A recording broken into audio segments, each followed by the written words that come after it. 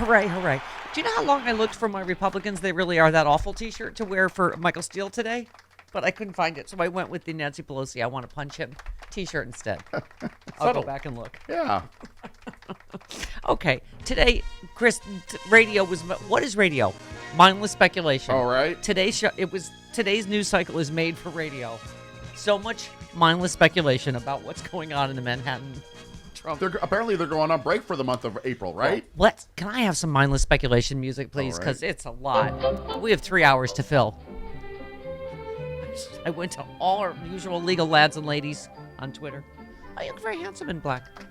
He wears black I every wear day. black every single Are you here every day? day. Really? All right. Because any other color, I pit it out. That is exactly why I wear black. Well, because you are a solid block of muscle. Okay. Anyway, the big speculation. I don't feel like this is... Let's switch to this music. What? What's the difference between these two? I don't know. It's more exciting, mindless speculation about what is happening, what has happened, and what's got to be done. Okay. Well, I think the big news is that Alan Weisselberg has fired his Trump-funded attorneys. That's interesting. Yes. That's almost a... But let's go back to... Anyway... We know what happened to Cassidy Hutchinson when yes, she got rid of her and Trump Michael attorneys. Cohen. And Michael Cohen. So, of course, it's... I think this is more than mindless. What's the one up from mindless speculation? Mindful speculation. Yes, this is mindful speculation. That he has fired his Trump Organization lawyers, which Michael Cohen, as you said, and Cassidy Hutchinson did before they told the truth finally. Yeah. Right? He's in Rikers for 5 months, which could have something to do with his that would make me motivation. chatty. Yeah, I get super chatty. Ali Velshi, our friend, our pal, Yes. said it's a big deal. This could potentially explain the delay, because everybody's speculating on what is this delay about. Is it good? Is it bad? Is it, let's see, where are we? So all over the place. Brian Krasenstein says the Manhattan grand jury that's examining the Trump case is scheduled to take nearly a 1-month break, meaning that an indictment likely won't come out till late April unless they change the schedule of the jury. Republicans will likely claim Bragg's having second thoughts, blah, blah, blah. Okay, hold please.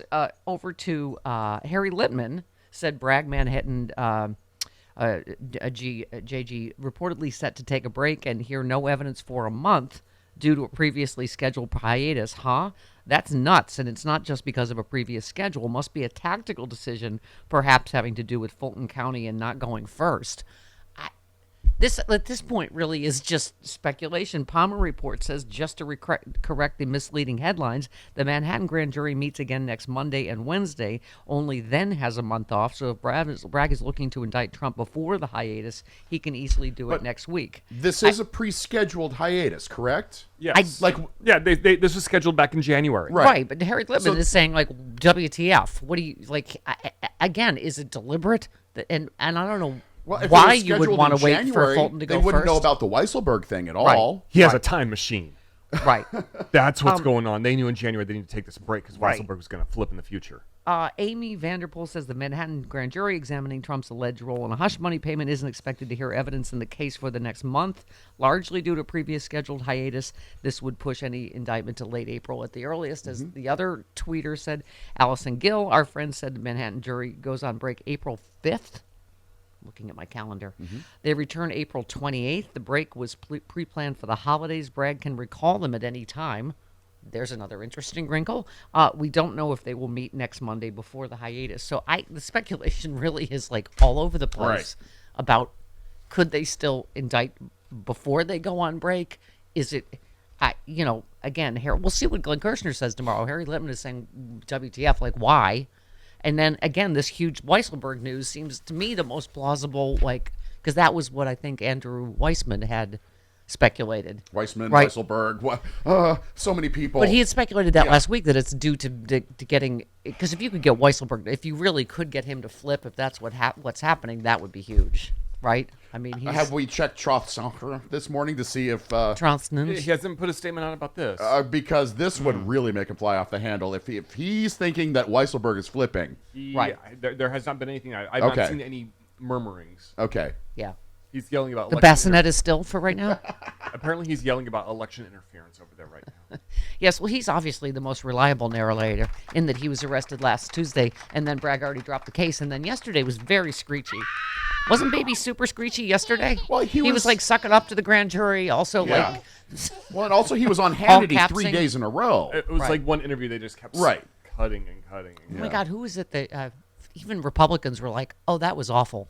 That interview was he was Oh, awful. Jason Chaffetz. Yes. Yeah. Well, was yeah. like that was the worst interview. I've Even ever seen. Hannity was like, Kept trying to help him. And Yeah. he's like, all right, well, let's just move on. Yeah. He kept giving him softballs to try and. Putin's evil. know? Yeah, know? Hannity was like, But he really likes me. Yeah, Putin's evil. Okay. All right. Where was I? Oh, yes. Oh, Russia has kidnapped another American. Yeah. Wall Street Journal reporter. Yes. Sorry. Oh. I have a lot of. Wow, you have a lot of stacks. Yeah, I got a lot of stack. Okay. You're stacked. I'm stacked. First time anyone's ever said that Yeah. about me. Russian authorities announced they detained American journalist Evan Gersovich, Wall Street Journal correspondent based in Moscow. FSB said he was collecting information about one of the enterprises of the Russian military-industrial complex, which constitutes state secrets. He co-authored a report published Wednesday entitled Russia's Economy is Starting to Come Undone, which paints a bleak picture of the effects of the Ukrainian incursion led by Putin. Well, it doesn't take a genius to go, oh, that's it, right? Yeah. Yeah. It makes Putin look bad about Ukraine, which, obviously he should. The Russian people should know that he's the one that's tanking their own economy. But anyway, it's just here we go again. And Trump is still his best friend. They're still buddies. Yeah. Yeah. Did Trump also, did I miss something? Did he basically threaten to blow up the world if he's gets back in? I didn't see Is that there part. any other reason? Well, we're going to bomb Mexico if he Oh. gets without their... He wants Yeah. plans. Pardon? He wants plans to invade Mexico. Yes, he would like plans to bomb Mexico, which that's all fine. Everything's fine here. Is this Yeah. because of the fire that was started in that? No. No, drug cartels. No. Oh, yeah, but okay. it's last I checked, it's a sovereign nation still, Right. and we'd have And to, also our and they biggest wouldn't trading really give partner. us Yeah. permission to do that. But Our right, strongest ally. and the Republican Party. I'm gonna go back upstairs and look for that T-shirt. Republicans, they really are that awful. You want to wear that for He's Michael not Steele. a Republican anymore, right, Michael Steele? He is. I don't He think is. so. He I is. think is he? He is. He did not leave the party. No. Oh boy. He speaks out against some people in the party. Yeah, but we're he gonna have a didn't. very tense interview then. I thought he had. Are you sure he hasn't finally left? I No, thought. he has All not right. left the party. All right. Well, by the end of this interview, he will. Do you have that power? Yes. Yes. You're I gonna have make power over him. You're gonna Ask make him switch. Ask him. Yeah. He knows you got Fanny. He knows says that you're nerdy things about me, huh? not- He knows that you've got Fanny. He loves me. You're not gonna trick him this time. Like, you think that's a turnoff? Will I have a hot girlfriend? I don't think so. No. Oh, yes, here she is, Stephanie Miller, host of the Stephanie Nerd. Miller Show. Oh, Nerd. yeah, we got the group in the house tonight. Nerd. Oh God. Oh. Are you gonna play that to him? Yes. To his face? Yes. Yes. Trump and his MAGA-fied Republican Party are pushing plans for military action against drug cartels in Mexico, with or without the Mexican government's consent. That part seems important. That part seems most military experts are like, that seems like that might be, wanna think about that one. Why that might be a bad idea. He's asking for a plan to wage war in Mexico, and the Republican Party eager to give it to them because they really are that awful. Attacking Mexico, or whatever you like to call it, is something that President Trump has said he wants battle plans drawn for, said one of the sources. He's complained about missed opportunities of his first term. Bombing Mexico at the top of the list of missed opportunities. Yeah. Things that we coulda, shoulda, woulda, coulda had a V8, shoulda bombed Mexico. Oh my God. Are we really contemplating the awfulness that would be a Trump? That's crazy. We don't want okay. that. No, That's, no one wants Get that. me Hal Sparks back on. He's like, it's never going to happen. I need to hear it's never. Okay. Yeah, they also told you Roe versus Wade was never gonna. Yeah. Yeah. I wouldn't trust. No, him to do Hal that. did. John did. John did. John. I would not Fugelsang. trust him. It was That's my why God research. gave him such nice hair And and such a big. yeah, no, for 20 years I've been saying, don't say that it's Right. never going to be overturned. Right. They've been working towards that goal Thank you. for 50 years. And the ones who are working for it are crazy. They are crazy. Yeah. Thank you. I went Ginny to school Thomas. with them. Ginny Thomas.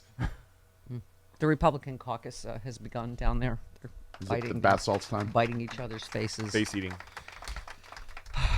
Okay. Oh, this is going to take all day if I have to call out everything Marjorie Taylor Greene says. Oh, we have the audio. We have the audio. Really? Okay. Start with a 12. Oh, no, okay. I'm sorry, 13. No, 13. yes, 13. That's Moskowitz. Yeah. Okay. No, it's Okay. It's him off. Wait.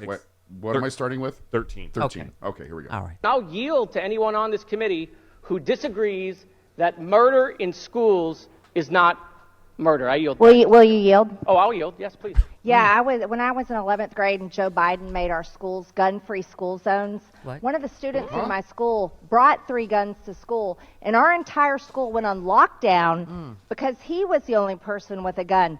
There was no good guy with a gun to protect us kids at school. You want to know why the shooter is dead in Nashville, the trans shooter? You want to know why? Because the good guy with a gun killed that woman. Okay. Would you Midas touch this time? Oh, All of us on our side are like, oh, I got this. When Marjorie Taylor Greene was in 11th grade, George H.W. Bush was president and signed into law the Gun-Free School Zones Act of 1990. It passed the Senate by a voice vote and the House by a vote of 313 to 1. Joe Biden has not, in fact, been president for the past 33 years. oh, one more thing. Yes. You and I both emailed that same tweet to ourselves to have for the fact check this morning at the same time. Literally, I can show you my inbox at the same time. Midas touched We that. literally emailed it. They also had another tweet. Not only is she lying about the timeline of events, but the incident in her school occurred on September 6th, 1990. They pulled the newspaper Yeah. article for it. Yeah. The bill was introduced October 27th, 1990. Okay. And it was not signed into law until November 29th. Okay. So it was even, the law wasn't even in effect, Marjorie. Okay. All right. See, it's good that we have a, we have a time machine segment where we also can say, Manhattan jury, everybody calm down. It's a pre-planned vacation. Minocqua Brewing Company is excited to partner with Equality Vines to create Choice Wine. Choice Wine comes in 2 choices, Rosé and Sauvignon Blanc. This wine was created to support women's reproductive rights after the Supreme Court rolled back Roe v. Wade in 2022 and caused chaos all over the country. For all you viewers on the Political Voices Network, go to choice.equalityvines.com and type in the promo code PVN to get 10% off on Choice Sauvignon Blanc and Choice Rosé.